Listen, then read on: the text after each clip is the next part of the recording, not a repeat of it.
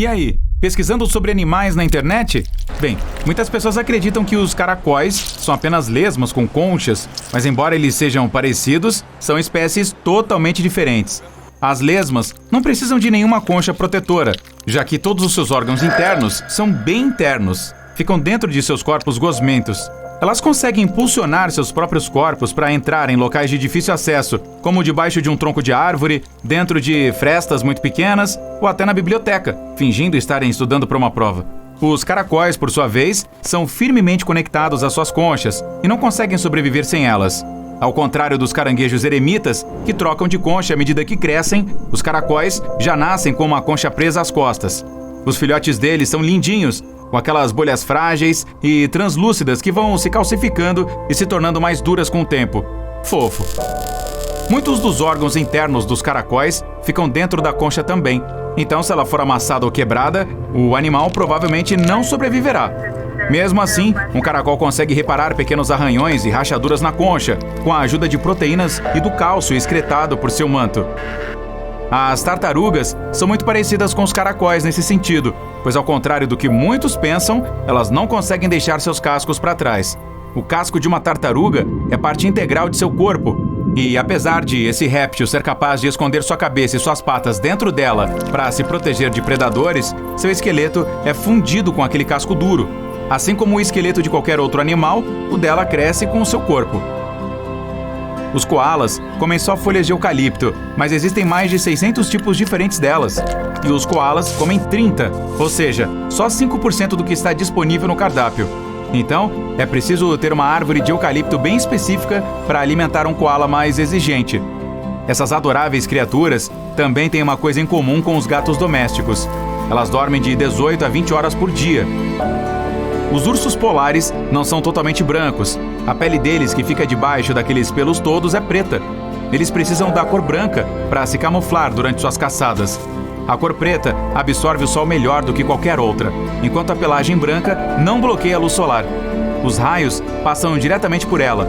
De certa forma, a pelagem dos ursos polares é transparente. Existe um mito de que cães e gatos enxergam o mundo em preto e branco. Na verdade, eles apenas não conseguem distinguir algumas cores. Ninguém sabe ao certo como os cachorros enxergam. Alguns pensam que eles só veem duas cores, que podem ser azul e amarelo, até onde sabemos. Mas eles conseguem ver tons de outras cores melhor do que as pessoas. E os gatos têm uma visão noturna maravilhosa. Eles precisam de 7 vezes menos luz do que um humano para enxergar no escuro. Antes, acreditava-se que as girafas fossem mudas, mas recentemente descobriu-se que elas emitem sons de baixa frequência à noite, para se comunicar entre si. Durante o dia, elas não dizem uma só palavra e alertam umas às outras sobre algum perigo de um jeito inusitado, mexendo suas sobrancelhas bem desenvolvidas. Mexendo as orelhas. À noite, certamente é difícil enxergar as sobrancelhas, então elas começam a falar de verdade. Enquanto ainda estamos falando sobre as girafas, vamos comentar que esses animais dormem muito mais que meia hora por dia, mas provavelmente não tanto quanto você dorme. O padrão de sono delas é bem típico. Após monitorar uma manada de girafas, pesquisadores descobriram que elas dormiam à noite e tiravam pequenas sonecas à tarde. No total, cada girafa dormia cerca de 5 horas por dia. As gaivotas podem beber água salgada. Há glândulas excretoras de sal perto dos olhos delas, que purificam a água salgada muito rápido. E os resíduos salgados saem pelas narinas dessa ave. Sim, você adivinhou. Focinho salgado.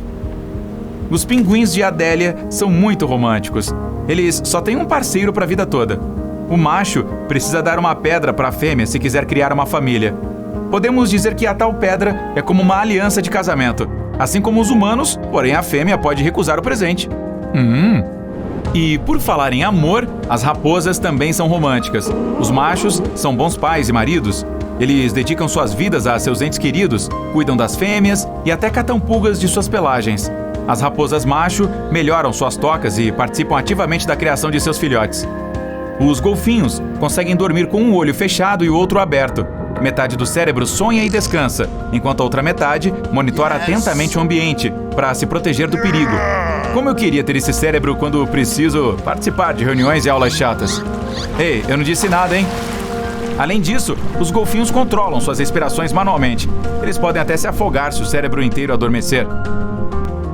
As lontras marinhas são os dorminhocos mais fofos de todos os animais. No verão, por causa do calor, elas passam o tempo todo dentro d'água.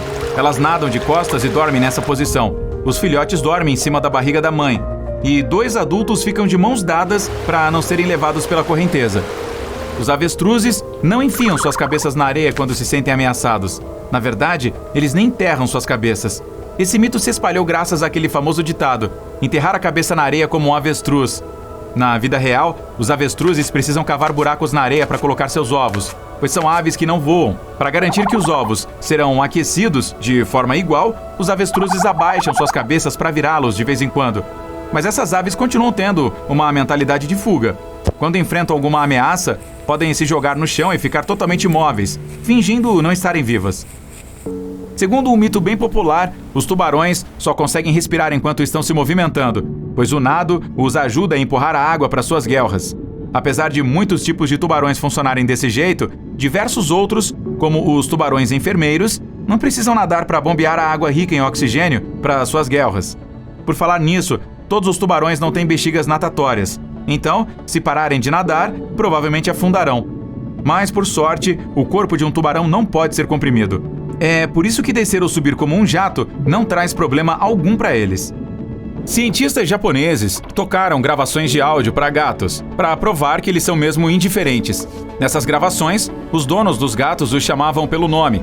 As pupilas dos bichanos se dilatavam e eles mexiam suas caudas, patas ou orelhas. Os gatos ouviam as pessoas, mas raramente respondiam. Tudo isso por causa da evolução. Os gatos se aproximaram das pessoas porque se sentiam atraídos pelos ratos que comiam grãos. Eles viviam perto das pessoas, mas jamais se deixaram domar. Mesmo assim, nós ainda continuamos alimentando todos eles. As aves são os únicos dinossauros sobreviventes. Elas evoluíram a partir dos terópodes, aqueles dinossauros que corriam sobre 2 patas. Sim, o Tiranossauro Rex é um parente distante das galinhas, dos avestruzes e até dos beija-flores. Na verdade, os flamingos são brancos. A ave fica rosa por causa do beta-caroteno. Esse pigmento é encontrado na alga e no camarão que o flamingo come.